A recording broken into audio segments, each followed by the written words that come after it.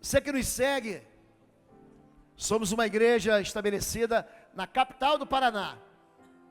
Um dos lugares mais lindos do Brasil é Curitiba. O que há de mais lindo aqui em Curitiba é o povo. Pensa um povo querido. Aqui em Curitiba, em Bom Retiro, eu e minha família somos muito amados, muito. É assim que eu e Fabiola a gente se sente aqui em Bom Retiro. E você também precisa vir aqui, porque nós existimos para abençoar a sua vida. O nosso endereço é Avenida Desembargador Augusto Simas, 1772. E se você chegar cedo, tem até estacionamento para você. Amém? Deus abençoe. Hoje pela manhã, e eu quero continuar o mesmo assunto da manhã, eu falei sobre recompensas do céu, sobre a maneira como o mundo espiritual e Deus respondem a cada um de nós por meio da fé. E eu me lembrei de algumas orações que são impressionantes e que trazem respostas impactantes. A oração de Ana. Ana é uma mulher estéril que busca a Deus, e é a oração dela no choro que traz à luz a vida de um profeta extraordinário. O nome dele é Samuel. Ele vai marcar, ele vai virar a chave daquela miséria que era o tempo dos juízes, um tempo de anarquia. Eu sempre ensino que uma autoridade ruim é muito melhor do que nenhuma autoridade. Ali Samuel se levanta como último juiz, primeiro profeta. Ele vai ungir o primeiro rei de Israel e depois vai ungir Davi. E Davi vai carregar na sua fé, na maneira como ele ama a Deus, o homem segundo o coração de Deus, o nome do Messias, o nome de Cristo. Por isso que Jesus é chamado de raiz de Davi, ou descendência de Davi. Jesus, o filho de Davi, porque ele está na linhagem da herança de Davi.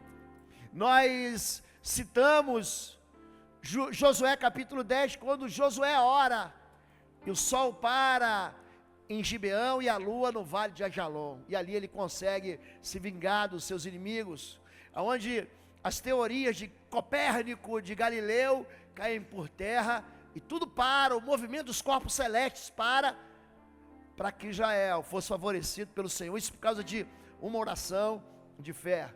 Eu me lembrei da oração que Isaías faz, em cima da oração que Ezequias faz. Perdão, que Urias faz. Urias está doente, ele vai morrer. Então, diante do Senhor, ele faz uma oração: lembra-te da tua fidelidade. Porque Isaías já tinha traduzido uma palavra profética dizendo: você vai morrer, arruma a tua casa, teus dias acabaram. Então Deus não deixa nem o profeta sair do palácio, diz: volta lá e diz para ele que eu dei para ele mais 15 anos, e ele fica em dúvida. Então ele fala assim: então eu vou pedir um sinal. Qual o sinal que você quer? Eu quero que a sombra da escada retroceda em alguns graus. E aí ele faz algo ainda mais impressionante, que é fazer o tempo voltar. Não é de volta para o passado, nem de volta para o futuro, mas o tempo retroage. O sol que tinha ido para uma direção, volta na outra direção. Então, a Bíblia é cheia dessas experiências de fé que promovem respostas do céu. Elias, ele é citado por Tiago, um homem semelhante a nós. Você fica falando assim: mas será que ele é semelhante a nós? Era. Elias, gente, é bipolar. Você nunca notou isso? Ele é bipolar mesmo, bipolar mesmo. Ele, de repente ele está vendo Deus, está orando, vem fogo do céu. Daqui a pouco ele está vendo a morte, ele quer morrer. A rainha Jezabel, aquela maligna, perversa, persegue ele, fala: não, melhor é morrer do que viver, eu não sou melhor do que meus pais. Um dia ele está vencendo o campeonato, no outro dia ele está descendo para a segunda divisão, desistindo de jogar. Elias era um homem sujeito às mesmas emoções, às mesmas paixões, aos mesmos temperamentos que qualquer ser humano tem, as mesmas doenças da alma, as mesmas dificuldades da fé, igual a nós. Mas ele recebe uma resposta de Deus: fogo desce do céu e queima o holocausto, para provar que o Senhor, Deus de Israel, é o Senhor sobre todas as coisas. Diz assim, Então disse Elias a Acabe, logo depois desse episódio, 1 Reis 18, 41, sobe, come e bebe, porque há ruído de uma abundante chuva. E Acabe subiu a comer e a beber. Mas Elias subiu ao cume do Carmelo e se inclinou por terra, pôs o seu rosto entre os seus joelhos. Acho que ele sentou assim acocorado, né? E disse ao seu servo, sobe agora e olha para o lado do mar. Mar, aqui é o mar Mediterrâneo. E disse ao seu servo, sobe agora e olha para o lado do mar. E subiu e olhou e disse, não há nada. Então disse ele, volta lá 7 vezes. E sucedeu que a 7ª vez, disse, eis aqui uma pequena nuvem, como o punho, como a mão de um homem, subindo do mar. Então disse ele, sobe e diz a Acabe, aparelha o teu cavalo e desce, para que a chuva não te impeça. E sucedeu que, entretanto, os céus se enegreceram, com nuvens e vento, e veio uma grande chuva, e Acabe subiu ao carro, e foi para Jezreel, ou Jezreel, é a mesma coisa. E a mão do Senhor estava sobre Elias, o qual cingiu, se embrulhou, né? Ele se vestiu, cingiu os lombos, e veio correndo perante Acabe, até a entrada de Jezreel. Aqui tem um monte de experiências ao mesmo tempo. Elias é um homem que ora, e o céu se fecha por 3 anos e meio. Aquele tempo, esse rei Acabe, ele adorava junto com Jezabel, uma entidade demoníaca chamada Baal. Era uma imagem de escultura. E ele, esse, entre parênteses, Deus com letra minúscula, chamado Baal, era considerado o Deus da colheita, da fartura, da riqueza. Porque naquele tempo se media riqueza como, gente? Através da colheita. Era uma economia absolutamente agropastoril. O agrobusiness era o grande negócio daquele tempo, não havia indústria. Então era ali que a gente sabia sobre a expansão, a dimensão da riqueza do homem. E aqueles homens adoravam Baal. Então Deus falou assim, vamos ver quem é que manda nessa história aqui. Elias ora, e aquilo que era natural acontecer, que é a chuva. Por exemplo, no Brasil tem uma canção que diz, que fala sobre as águas de março que fecham o verão. Então existem períodos no Brasil de chuva, e existe no Brasil períodos de seca. E a economia trabalha junto com a sua semeadura, de acordo com aquilo que a própria natureza comanda de águas sobre a face da terra. É lógico que a tecnologia hoje faz a transposição do São Francisco, bombardeia as nuvens com partículas de metal e faz chover. Hoje tem sistemas de irrigação. Hoje você leva água para o deserto. Você vai a Israel, é impressionante, você sai do Egito, Egito é deserto, Península do Sinai, a gente se atravessa Israel, parece que você está num vale, mas é o mesmo deserto, mas ali eles têm técnicas de plantação, onde o deserto vira plantação de melancia, de banana, de tâmaras, enfim, de fruta, de todo tipo que você imagina. Mas aqui nesse tempo não, eles contavam não com tecnologia, mas com a providência, a fidelidade de Deus para mandar águas. Então Elias ora e fala assim, vamos ver quem manda aqui.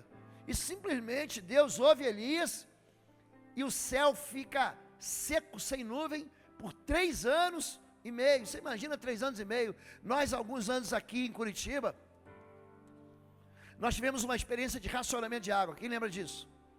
Aí tinha bairros que ficava 2, 3 dias sem água.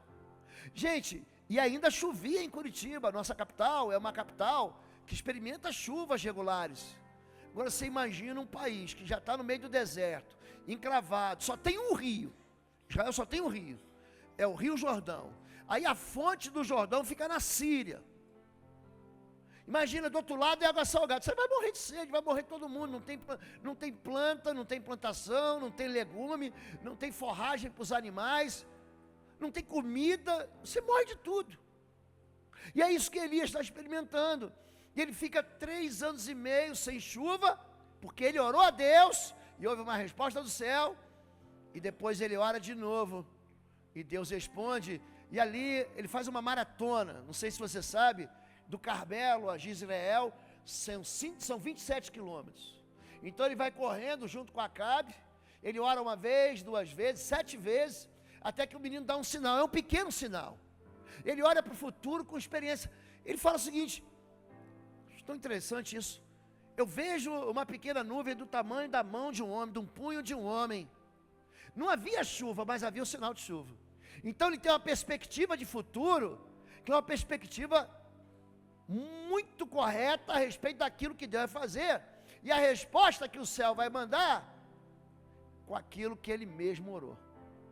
Ele fala, sobe de novo, aquele menino já devia estar cansado, subiu o Carmelo uma vez, 2 vezes, 3 vezes, se sobe de novo agora, avisa o rei, para ele preparar, para ele se vestir, para ele preparar o cavalo dele, porque eu já estou ouvindo o som, já ouço o ruído de abundante chuva. Quando a chuva vem, você sente aquele cheiro de terra, a chuva vai chegando, e você está sentindo, vai chover. Ele diz, eu já estou ouvindo, apesar de uma pequena nuvem, de um pequeno sinal, o som de abundante chuva, diz para ele se preparar, porque a viagem é longa, e que a chuva vem aí, é um pequeno sinal. Essa oração, ela é marcada, dentre todas as orações, como uma oração que curou a terra. Diz assim Tiago 5,16, confessai as vossas culpas uns aos outros, e orai uns pelos outros, para que sareis. A oração feita por um justo, é poderosa em seus efeitos. Elias era um homem sujeito às mesmas paixões que nós, e orando, pediu que não chovesse, e por 3 anos e 6 meses, não choveu sobre a terra. E orou outra vez, e o céu deu chuva, e a terra produziu o seu fruto. É interessante que ele compara a oração de confissão. Aqui, Tiago faz um intervalo na sua carta. Aqui, Tiago, que escreveu essa carta, é irmão do Senhor, é assim que ele se identifica. Ele é um dos irmãos de Jesus Cristo. Esse Tiago aqui, ele vem a ser o líder da igreja. Tem muita gente que pensa que é Pedro, mas não é Pedro, é Tiago. Quando, inclusive, o evangelho é pregado lá na região de Cesareia Marítima, Pedro está em Jope, que é Israel. Aí ele tem uma visão de um lenço, de um lençol cheio de comida que o judeu não come. Camarão frito à milanesa. O judeu não come camarão. O que não tem escama ele não come. Aquele baconzinho que você coloca no Mac Bacon, no seu sanduíche, no Madeiro Super Bacon, pronto, está melhor assim para o curitibano? Você pega a barriga do porco e frita, e aí depois você vai quebrando o leitão a pururuca. Pensou nisso? Olha, teu estômago agora fez assim, ó, deu uma esquentada por dentro, não deu? É hora da janta, o pastor não faz isso de propósito não. Quando eu prego sobre comida é porque eu mesmo estou com fome. E ele viu um lençol com um monte de comidas que o judeu não come. Ele fala, está amarrado em nome de Jesus, o sangue de Jesus tem poder, é mais ou menos isso que ele fala. Aí Jesus fala para ele assim, ó, não diga que é imundo aquilo que o Senhor fez puro, pega e come. Ele não entende a visão, mas quando de repente ele recebe uma visão do anjo, diz assim, ó, vai para Cesareia Marítima e procura lá um centurião da corte italiana chamado Cornélio. Ele está orando. E ao mesmo tempo, esse centurião romano, diz assim o anjo para ele, ó, as tuas esmolas, você está pensando que as ofertas e as esmolas não alcançam o céu? E as tuas orações, as tuas esmolas e as tuas orações subiram até o Senhor. Deus manda um anjo para chamar Pedro, para Pedro pregar o evangelho, e aí quando ele chega lá, ele prega o evangelho, é todo mundo batizado no Espírito Santo. Você vai ver capítulo 8, capítulo 9, capítulo 10 de Atos, capítulo 16, capítulo 19, é uma experiência comum. E aí Pedro volta todo feliz, a igreja chama assim, vem cá Pedro, que conversa é essa de você pregar o evangelho para ímpio, para gentio, para quem não é crente? Aí ele diz como é que foi a visão, aí Paulo junta com ele nessa época também, e aí tem um grande concílio, aí Tiago, o líder da igreja, ouvindo todo mundo, falou assim, então eu decido, ele o líder, a partir de agora, o evangelho vai ser pregado para todo mundo, e nós vamos colocar 3 obstáculos. Número 1, que não se coma da carne sufocada, que não se beba sangue dos animais, e que não se coma nenhum animal que é feito no leite da sua própria mãe, que eram regras alimentares na cabeça deles. A pureza tinha a ver com aquilo que ele come, porque os pactos são feitos com comida, né? Já explicamos isso para a igreja. Jesus parte o pão e diz, coma, esse é o novo pacto, pega esse cálice, beba, é o novo pacto. Então Tiago aqui, ele está citando a oração de Elias. Deixa eu pegar aqui, deixa eu recosturar aqui a mensagem. Ele está pegando aqui a oração desse homem e está comparando uma oração de confissão. Muitas das nossas enfermidades que manifestam no nosso corpo natural, elas vêm de esconderijos que nós temos na nossa alma. Aqui a questão toda é a culpa. E essa culpa está adoecendo alguém. Ele fala assim, você está alguém feliz, cante louvor, está triste, ore. Agora você está doente, chame os pastores, eles orarão pelo enfermo. Se tiver pecado, serão perdoados. Confessai uns aos outros as vossas culpas, para que sareis. Existem culpas, e a culpa ela traz enfermidade. Se você pegar Números capítulo 12, Miriam, ela se rebela contra o seu irmão Moisés, ela é a mais velha. E ela fala, você está pensando o quê? Que Deus só fala contigo? Deus fala comigo também.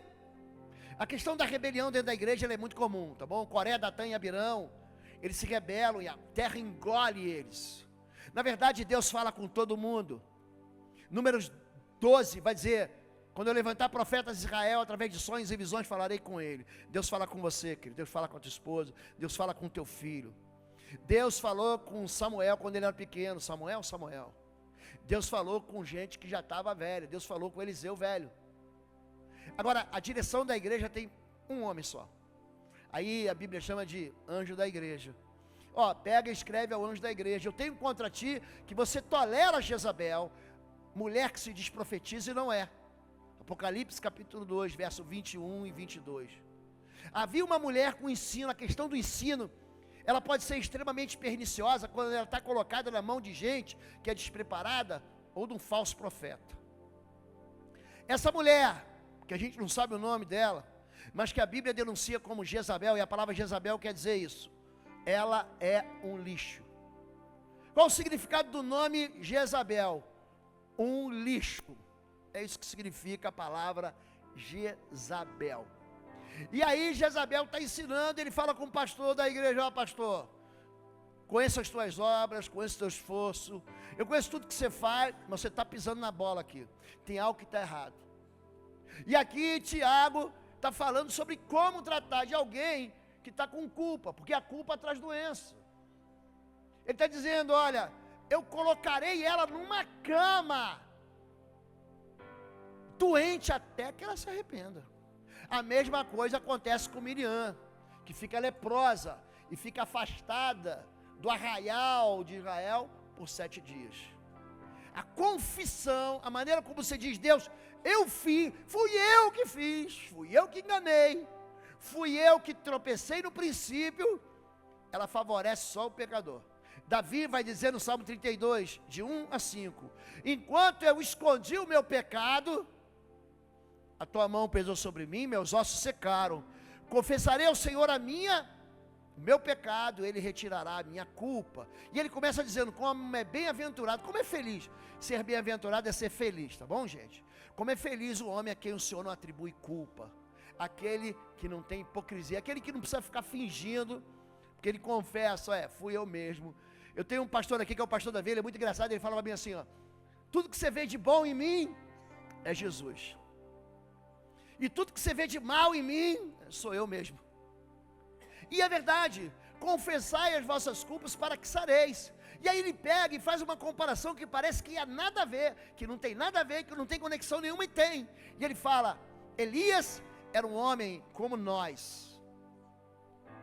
Ele ora e o céu fecha, e depois de 3 anos e meio ele ora de novo, o céu abre, e sara a terra. Ele conecta o início ao fim. Ele diz, está doente, chame os pastores para que eles orem, para que você seja sarado. E depois ele compara a oração a uma oração em que traz uma resposta do céu, que é a chuva. Aquilo que foi escrito para o nosso ensino foi escrito. As coisas velhas são sombras daquilo que viria.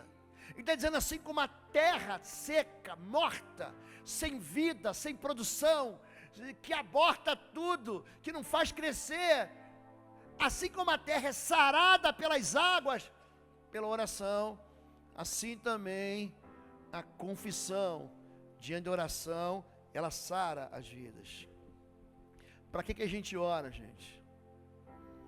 A gente ora porque Deus, Ele promete coisas boas. Peçam, e lhes será dado. Busquem e encontrarão. Batam e a porta lhes será aberta. Pois todo o que pede recebe, o que busca encontra, e aquele que bate, a porta será aberta. Qual de vocês, se o seu filho pedir pão, lhe dará uma pedra? Ou se pedir peixe, lhe dará uma cobra? Se vocês, apesar de serem maus, sabem dar boas coisas aos vossos filhos, quanto mais o Pai de vocês, que está nos céus, dará boas coisas aos que lhe pedirem. Essa ideia de paternidade, ela está muito clara aqui. Ele está falando que um pai só dá o melhor para o filho. Se o teu filho pedir pão, você vai dar pão. Você não vai dar a cobra venenosa, você não vai dar um escorpião, você não vai dar uma pedra. Se o teu filho te pedir peixe, você não vai dar para ele nenhuma coisa que não seja aquela proteína que ele está pedindo. E ele está mostrando para a gente que existe uma porta que está sempre aberta. E a gente, o orgulho do homem, não quer bater nessa porta. Bata! É por isso que muita gente só busca a Deus em oração quando algum lado, alguma história da vida dele não tem mais jeito.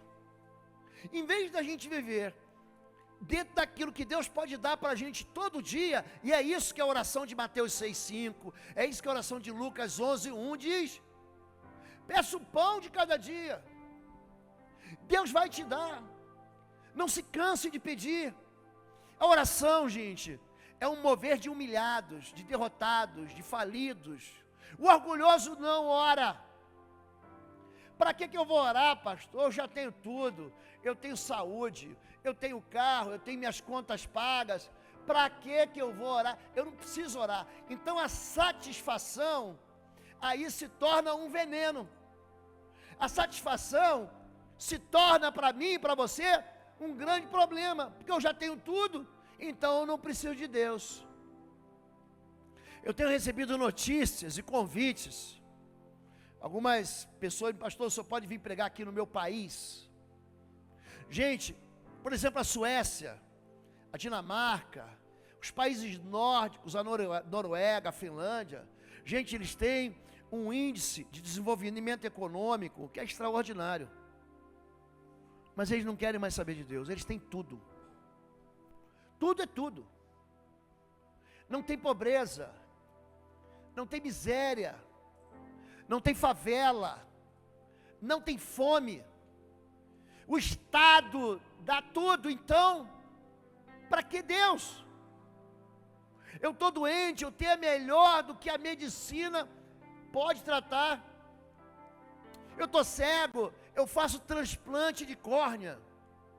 Eu vou morrer do coração, eu faço um coração novo para você de plástico, e eu te dou um coração novo. Eu estico a tua vida, eu tenho maneiras de dar para você vitaminas, eu tenho como recompor aquilo que o teu corpo não está dando mais. Para que Deus? A satisfação faz a gente se esquecer de Deus. Essa história se repete desde o início da Bíblia. Então, quando você começa a achar que você não precisa orar, significa que a tua vida está tão boa, tão boa, tão boa, que você passa a dar de ombros para Deus. Você começa a achar que não foi o Criador, você começa a achar que foi você. E eu sei que todo mundo tem que trabalhar, e eu sei que um casamento bem construído depende do trabalho de duas pessoas.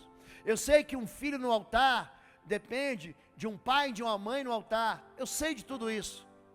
Mas quando você começa a achar que é você que faz, daqui a pouco você só vai buscar Deus quando você tiver a notícia de uma doença, que os médicos dizem assim: essa aqui eu não sei não, hein? Essa aqui essa geração não conhece isso. Tem o nome de um remédio, os mais jovens aqui, chama Benzetacil. É injetável. E pensa num negócio dolorido. Eu estou com unha encravada, Benzetacil, no traseiro. Não é no braço não, gente. Precisa de músculo, precisa de carne. Não é essa carninha daqui não. Intramuscular, com agulha calibrosa. Doía demais, gente. Era um pozinho assim. Aí injetava um líquido ali dentro e sacudia. Aquilo era doído demais. Está com dor de dente? Benzetacil. Está com dor de barriga? Benzetacil. A dor me faz buscar ao Senhor. O sofrimento me faz buscar ao Senhor. Só que quando tudo dá certo, para que buscar ao Senhor? Ele fala: peça, então peça mais. Existe uma maneira de Deus dizer para você: eu estou aqui. Quando? Quando eu peço coisas boas. Eu posso pedir mais. A satisfação impede a mim de você de crescer. Eu não estou falando de ganância, eu estou falando de ambição.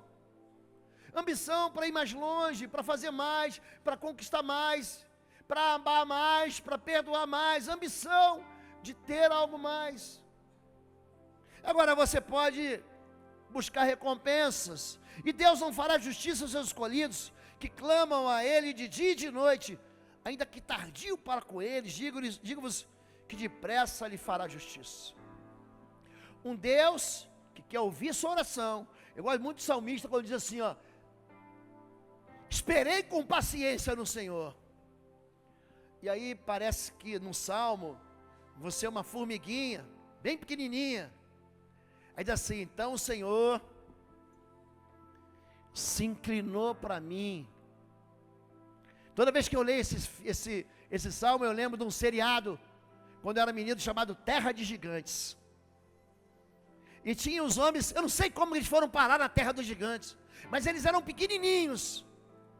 E o que eles falavam, os gigantes não ouviam.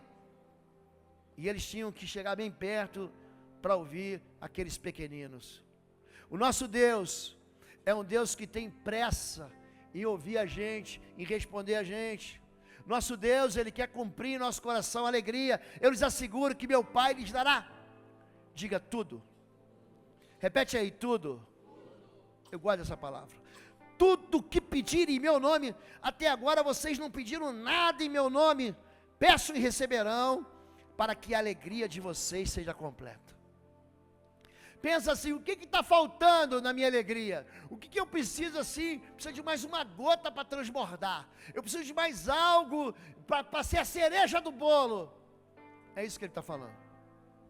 Para que a tua alegria seja completa. Há um desafio de Jesus. Ele vem repetindo isso. Fale com Deus, chame Deus de Pai. Essa conexão, é isso que a história, a escola da oração fala. Chame Deus de Pai. Quando você orar, diga: Pai que está no céu, Pai nosso que está no céu. A maneira como nós somos cortados da relação entre pai e filho, afeta a relação da gente com o próprio Deus. Eu gosto, você perguntar assim: pastor, qual o texto da Bíblia, o versículo da Bíblia que você mais gosta? Lucas 10, 32. Eu gosto de muitos, mas esse para mim, ele me acalma. Sou um homem cheio de de ebulições efervescentes dentro de mim, de sonhos.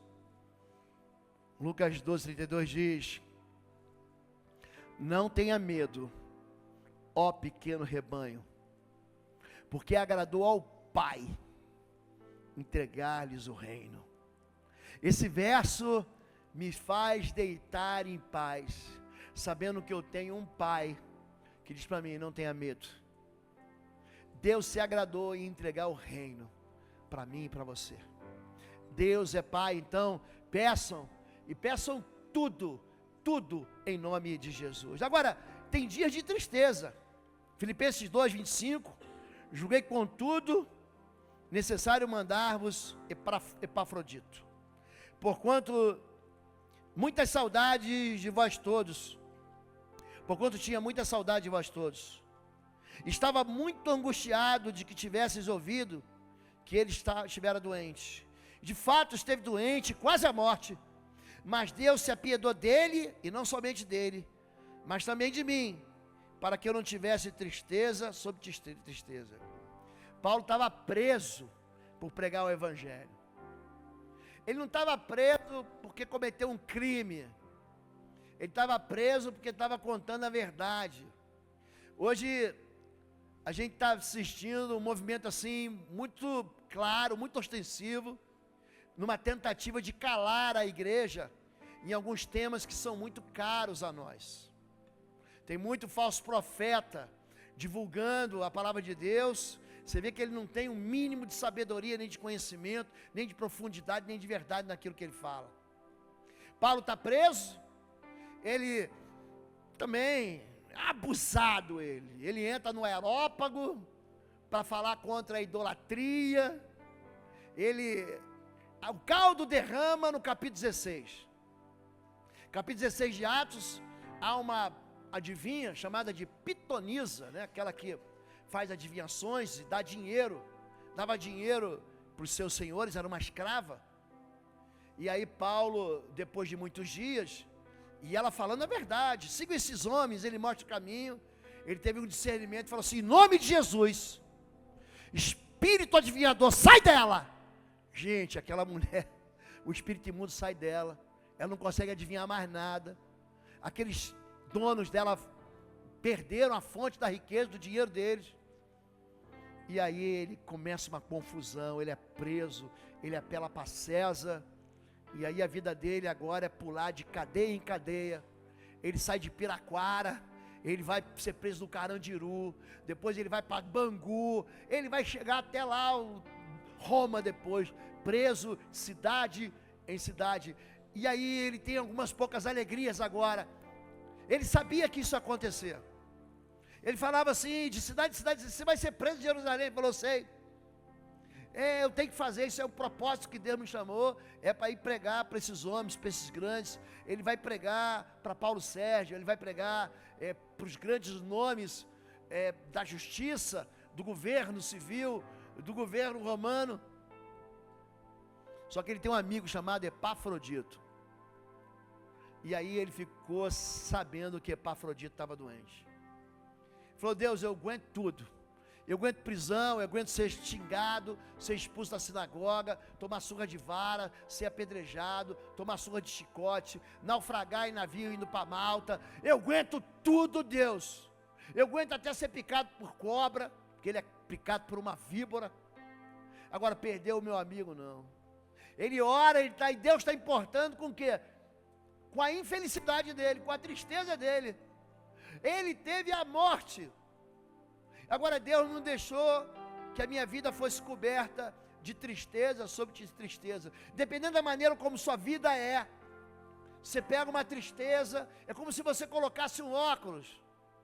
Aí você começa a ver a vida de uma maneira que não é mais feliz, de uma forma que não é mais feliz. Você coloca um óculos, aí você vai colocando mais uma tristeza, mais uma lente. Mais uma tristeza, mais uma lente. Mais uma tristeza, mais uma lente. Aí daqui a pouco você está vendo a vida como uma infelicidade. Era o que estava acontecendo com ele. Ele fala assim: eu estou te mandando a testemunha. Eu estou dizendo para você: olha, estou mandando Epafrodito para vocês saberem que ele não morreu. Se vocês ouviram falar que ele teve a morte, é verdade. Se vocês ouviram falar que ele teve aí quase entubado na UTI para morrer, é verdade. Mas não é verdade que ele morreu porque Deus se apiedou dele, se apiedou de mim, para que eu não experimentasse tristeza sobre tristeza. Então, existem orações que funcionam e tem orações que não funcionam. As orações que não funcionam são marcadas pelo egoísmo. Orações que são, Tiago fala isso. Ele fala, vocês pedem e não recebem, porque vocês são egoístas.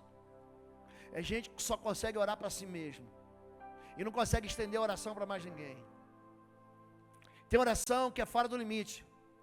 Se vós estiverem em mim e as minhas palavras estiverem em vós, pedireis o que quiserdes, será feito. Então não adianta ficar pedindo aquilo que Deus diz que não vai dar. Exemplo, Deus não se alegra com a morte do ímpio. Ele quer que o ímpio se converta e viva. Ezequiel capítulo 33. Então não adianta você orar para o fulano morrer. Não adianta você orar para o teu inimigo morrer. Deus não vai ouvir esse tipo de oração. É uma oração fora do limite de Deus. Se vocês estiverem em mim, diz Jesus, e as minhas palavras estiverem em vós, pedireis o que quiserem e vos será feito. Gente com pecado, ele não chega em Deus. Eu não estou falando que você não erra, eu estou falando que a insistência em viver na iniquidade. Aí é outro texto. Isaías diz que o vosso pecado faz separação entre vós e o vosso Deus, por isso ele vira o rosto, tapa os ouvidos e não ouve a sua oração. Não é que você tem uma implicância, não é que tem alguém que está te beliscando. Aqui o pecado é uma completa desconexão com Deus. É gente que não quer andar com Deus, que quer viver, ele está achando que ninguém está vendo, que ele está vivendo uma vida louca, mas Deus está vendo. Então o pecado, ele bloqueia o assunto, a conversa, a oração entre você e aquele que pode tudo. Falta de arrependimento.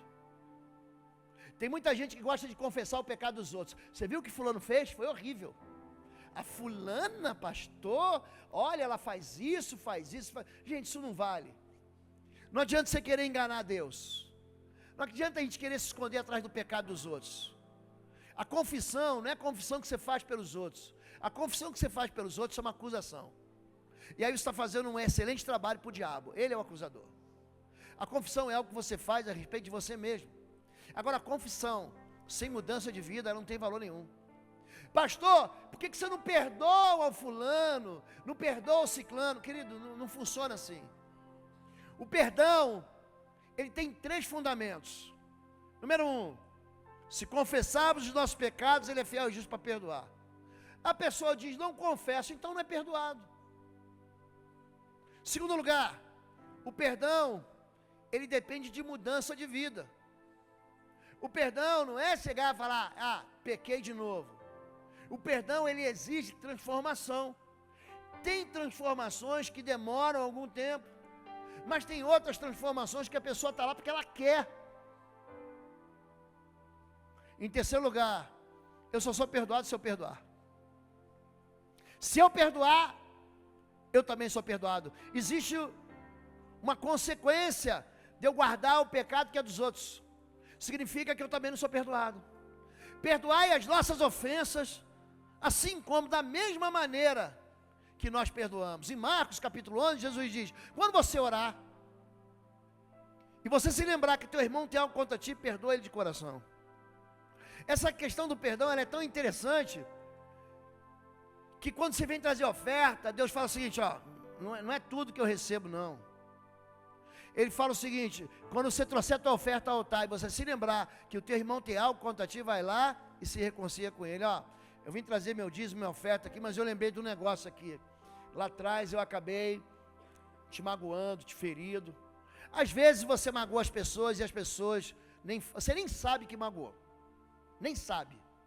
A pessoa está com uma implicância com você, você não faz a mínima ideia que está rolando uma fofoca pelas costas, estão inventando uma história, estão falando mal. Fala assim, mas eu nem sabia disso, eu nunca fiz isso. Você sabia que você me magoou? Não, eu não te magoei, eu não falei de você, eu nem falei para você, e eu nem imaginei isso, você me perdoa? Agora tem gente que fica guardando a mágoa para sempre, isso vai o quê? Vai matando ela. Então, a oração sem eficácia, ela conta com a falta de arrependimento, com a amargura, a ausência de perdão e com a quebra de aliança. É isso que Pedro diz quando diz, olha, trate a tua esposa como vaso mais frágil. Não significa que tem menos valor. Eu gosto de usar aqui a figura do iPhone. Alguém tem um iPhone 14 aqui? Deixa eu olhar aqui. Levanta a mão aqui. Ou 13? Ninguém tem? Ah, é ruim, hein? Tem. Tá aqui, tem um iPhone 13 aqui. É frágil, gente. Você pega daqui, ó, pof, quebra. Mas tem valor. Tem valor. A mulher, ela tem valor. Só que Deus, Ele está dizendo o seguinte, entre ela e você, entre você e tua esposa, Deus está ali no meio. Quando você agride a tua esposa, quando você machuca a tua esposa, quando você é violento, seja de palavras, seja de emoção, as tuas orações ficam impedidas. Então tem muito homem que está fazendo um monte de maldade por aí com mulher. Ai, pastor, Deus não me ouve. Não ouve mesmo, bem feito para você. Ele está falando que a covardia faz com que Deus entre na história e fale assim, agora também eu vou secar aí para você tua fonte. Eu vou fazer com que o céu vire bronze. Você vai orar, e eu não vou te responder. Então isso tudo aqui impede a oração. Agora eu quero ir lá para o final. Esse tempo, eu não consigo mudar aqui, eu não sei o que aconteceu. Você pode ir lá para a última, por favor? Eu quero voltar a Elias. Bota na última lâmina para mim, por favor. Elias, ele tem uma maneira assim, muito inteligente, de olhar para essa questão de resposta do céu. Ele não era um homem que se vestia muito bem. Ele se vestia com um terno de pele de camelos, e a dieta dele era uma dieta silvestre, uma dieta que a gente não tolera hoje aqui. Ele, assim como João Batista, ele tem essa mesma unção que tem Elias.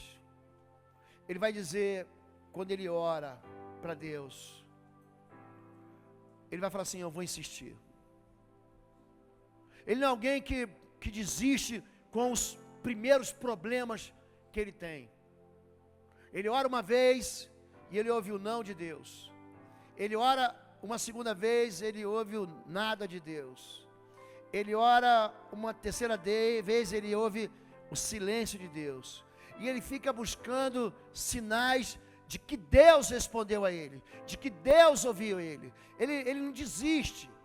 A figura das mãos levantadas, a figura de Moisés, Êxodo 17, ele está com as mãos levantadas, e quando as mãos dele ficam em pé, a vitória do povo acontece. Agora, quando as mãos são recolhidas por cansaço, porque cansa, tem hora que você fala assim, Deus, eu estou cansado de orar, eu estou cansado de pedir. Quando as mãos se cansam, você precisa de gente do teu lado para orar contigo. Aí Arão e Ur também estão lá, mas diz assim, e as mãos de Moisés eram cansadas, mas ficaram em pé, ficaram levantadas até o final de dia. E então Israel desbaratou seus inimigos. Existe uma resposta para quem persevera. Eu tenho desejos na minha vida com relação à salvação de pessoas que nem sequer ouvem o Evangelho. Tem pessoas que eu amo, que estão perto de mim, que eu sou testemunha do poder de Deus, que viram o que Deus faz na minha vida e fez na minha vida, e que simplesmente não ouvem ao Senhor. O meu temperamento me obriga a continuar orando por essas pessoas que eu amo. Pastor, e se eles não se converterem? Eu vou orar até morrer, mas eu vou continuar orando. É isso que faz de Elias ser Elias. Por que orar? Pois os olhos do Senhor estão atentos sobre toda a terra, para fortalecer aqueles que lhe dedicam totalmente o coração. Por que orar? Porque desde os tempos antigos, ninguém ouviu, nenhum ouvido percebeu, e olho nenhum viu outro Deus além de ti, que trabalha para aqueles que nele esperam. Por que orar?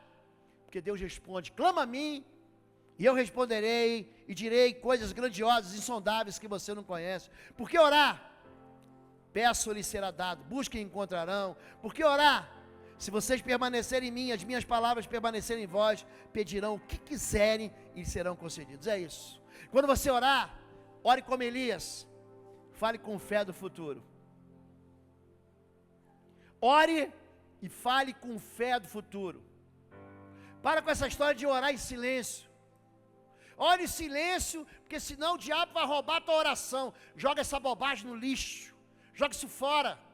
É claro que você tem que ter a tua intimidade com Deus, é você com Deus.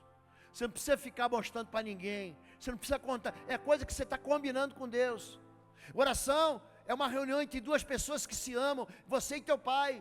Então entra no teu quarto, ora em secreto. O teu Deus que vem em secreto vai te recompensar publicamente. Pastor, não dá, lá em casa é uma confusão. Então entra no carro. Vai para o meio da rua. Vai para a esquina da sua rua. Pega um lugar onde... Por que os discípulos subiam ao monte? Não é que no monte, pastor, é porque no monte Moisés recebeu as tábuas da lei. É porque no monte Elias orou. Gente, é um lugar de silêncio. É um lugar que você está sozinho com Deus. Então, ali você fala com Deus a respeito do seu futuro. Começa a falar com Deus sobre o futuro bom que você quer. Para de ficar orando só pelo dia de amanhã, porque amanhã tem que resolver um problema. Gente, começa a falar com Deus a respeito daquilo que você está combinando para os próximos anos, 5 anos, 10 anos, de verdade, gente. Se a gente não consegue planejar o que a gente vai ser daqui a 5 anos, daqui a 5 anos talvez teu filho esteja casado, que tipo de nora você vai querer para ele? Daqui a 5 anos talvez você esteja aposentado. Que tipo de saúde você quer para o teu corpo, para a tua vida? Daqui a 5 anos, o que vai acontecer com você? Comece a falar com Deus a respeito de um futuro bom. Fala, Deus, eu quero pedir sobre a minha vida assim, assim, assim. Ele vai te ouvir, Ele vai te dar. Comece a fazer isso, porque foi isso que Elias fez. Ele falou o seguinte: eu estou ouvindo um som de chuva. É claro que não estava chovendo. Tinha só uma pequena nuvem do tamanho da mão de um homem. Mas ele está profetizando e lançando flechas no futuro. É isso que a autora Cindy Jacobs escreve no livro Oração Profética. Ela combina com Deus, ela fala com Deus aquilo que vai acontecer e acontece. E está cheio disso na Bíblia. Em Josué 6, Josué fala sobre Jericó e aquilo acontece em 1 Reis capítulo 16. Quando Isaac abençoa Jacó enganado, gente, ele estava dizendo para Jacó o que ia acontecer com o filho dele. A bênção do verso do capítulo 26 de Isaac sobre Jacó nunca saiu da vida de Jacó. Então, ore pelo seu filho. Está chegando o dia dos pais aí, querido. Está chegando o dia dos pais. Aproveite para reunir seus filhos na sua casa num grande almoço. E antes de todo mundo comer, você que é pai, ou você que é mãe, porque o pai não está lá, ou porque o pai morreu, coloque a mão sobre a cabeça dos seus filhos, porque Jacó fez a mesma coisa. Se você pegar Êxodo capítulo 49, ele troca as mãos, ele abençoa com a mão direita o neto caçula, com a mão esquerda o neto mais velho. Aquelas bênçãos jamais saíram da vida de Manassés e de Efraim. Pensa tribos que prosperaram no governo, pensam tribos que prosperaram nas terras. Manassés recebeu o dobro da porção de todas as tribos, porque um pai, porque um avô resolveu orar, olhando para o futuro com esperança. Olhe para o futuro, para a tua vida, para os teus negócios, para a tua família, para a tua vida pessoal, para a tua vida afetiva, para a tua vida emocional. Sai desse buraco. Persevere até o fim. Pastor, não recebi. Então continua empilhando orações na mesa de Deus. Faz os requerimentos. Mandou primeiro requerimento, primeira via. Pastor, não deu certo não. Então manda a segunda. Manda a terceira. A gente não pode ser frouxo com aquilo que é sonho. Se Sara, se Rebeca, se Raquel, se Ana se Isabel, se a mãe de Sansão, que eram estéreis, elas eram estéreis num tempo que não havia como fazer fertilização in vitro, não havia bebê de proveta, não havia possibilidade de elas gerarem filho. Se elas parassem de orar, a história da vida delas, da família delas ia ser interrompida ali. Persevera! Ah, pastor, Deus não deu, então eu vou continuar batendo na porta. Está escrito assim, ó: batei e abri-se-vos-á. É para você falar com Deus. Número 3, creia em pequenos sinais. Pastor, eu estou vendo uma mudança nele, eu estou vendo uma mudança na minha carreira, eu estou fazendo uma transição de carreira, e eu estou vendo que alguma coisa está acontecendo. Olha, a única coisa que nasce grande é filho de monstro. Já nasce grande. O resto é semente. A árvore grande, ó, foi uma sementinha desse tamanho aqui, ó, para ficar aquela árvore grande. Creia em pequenos sinais. A gente só precisa de uma semente. Só isso. E por último, confie que Deus já operou. Ó, se veste, porque a chuva vai te pegar. Vamos ficar em pé em nome de Jesus. Fique em pé em nome de Jesus. Vamos orar? Deus falou com você, querido? Nossa, Deus falou comigo a semana inteira sobre isso. Deus falou comigo a semana inteira sobre isso. Essa mensagem, eu queria ter pregado no culto da manhã, e aí, durante a noite, mais especificamente de madrugada, falei, não, é outra coisa. Que bom que você está aqui. A semente está na tua mão, querido. As promessas estão com você. Você já é filho de Deus. Você já entregou a tua história para o Senhor. Todos quantos receberam, foi-lhe dados o poder de serem feitos filhos de Deus. Se você recebeu Jesus, Deus é teu Pai. Se Deus é teu Pai, existe uma promessa dele, para os dias bons e para os dias ruins. Deus, Ele quer te dar coisas boas. Deus, Ele curou o rei, porque o rei ousou virar a cara para a parede e falar: Deus, lembra-te da minha fidelidade. Deus parou o sol e parou a lua, lá no lugar chamado Terra de Obed-Edom, fica pertinho de Nazaré Village. Foi ali. Você olha para um lado, olha para o outro e fala assim: foi aqui que parou. Foi desse jeito aqui que aconteceu. Deus, Ele ouviu a oração de Ana, que na verdade foi um choro, um lamento, um grito. Deus ouviu a oração de Agar, de Esdras, pedindo proteção para atravessar lá o lugar dos assaltantes. Deus ouviu a oração de Neemias, que queria reconstruir aquilo que estava destruído. Gente, o impossível está aqui. Está aqui. Tudo é possível aquele que crê. Você crê nisso, querido? Se você tem um milagre, você precisa. Pastor, tem coisa aqui, o senhor está falando aqui, e tem um monte de coisa aqui que está dentro de mim, que nem você, está ebulindo assim, ó, está fervendo, está ficando incandescente, querido. Esse é o momento de você caminhar até Deus. Nós vamos fazer aqui, vou chamar os pastores aqui, nós vamos orar, nós vamos cantar uma canção.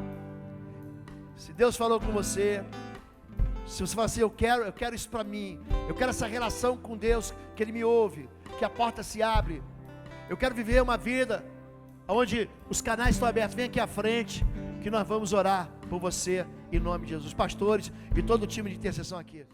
Pai, nós somos o povo mais feliz dessa terra, não porque somos bons, mas porque temos a quem recorrer diante dos nossos desafios da vida. Nós somos a tua igreja vitoriosa, que é próspera no nome de Jesus. Servimos a um Deus que é santo, que é fiel, que é justo, que é verdadeiro, um Deus que mudou a história da humanidade, o Deus que curou o cego, o Deus que restaurou a vida do enfermo, o Deus que mudou histórias, mudou a história daquela mulher que há 12 anos sofria com fluxo de sangue, e o toque no Senhor, nas suas vestes, fez com que a história daquela mulher fosse transformada. E o autor de Hebreus irá dizer que o Senhor é o mesmo ontem, hoje e será eternamente. Pai, nós queremos ver as Tuas obras nos nossos dias. Nós queremos ser tocados nessa noite pelas Tuas mãos de poder. Não existe nada impossível para o Deus do impossível. O que é para o Senhor restaurar uma família? O que é para o Senhor curar um enfermo? O que é para o Senhor libertar um cativo?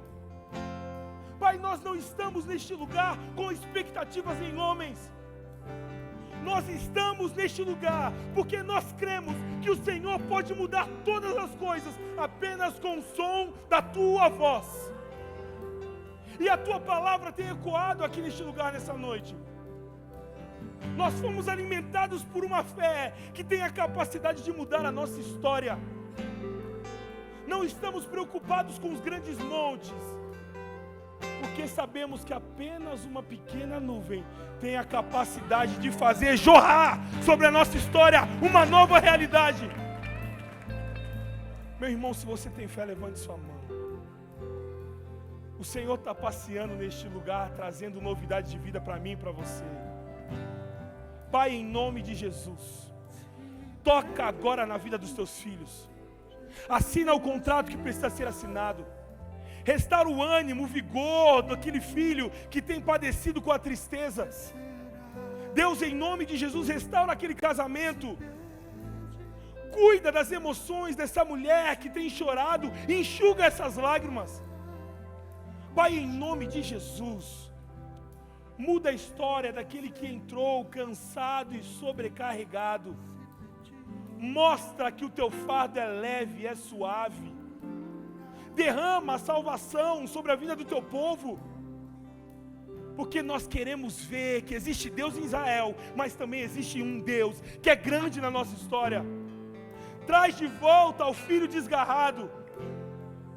Traz de volta, Senhor, em nome de Jesus. Nós repreendemos no nome de Jesus toda intervenção maligna contra a vida do Teu povo.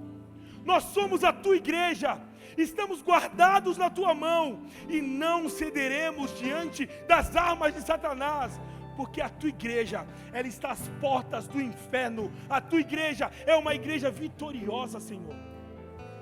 Que em nome de Jesus, que essa noite seja uma noite de carregarmos sinais, milagres e maravilhas diante da nossa história, em nome de Jesus. Amém, amém e amém. Aplauda o nome do Senhor. Glória a Deus, aleluia. Nós Te amamos, Jesus.